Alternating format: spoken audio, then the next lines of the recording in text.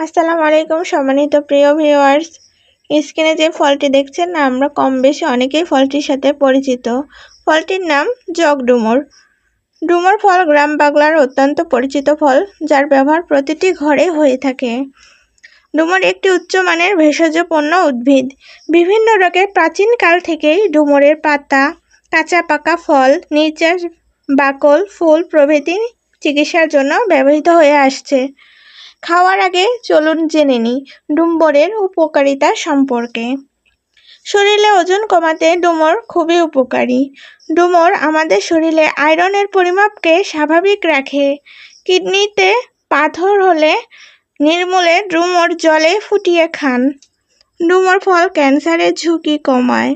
ডুমুর ফল কোষ্ঠকাঠিন্য কমায় এবং ফোড়া ও চর্মরোগ নির্মূল করে। ডায়াবেটিস রোগীদের জন্য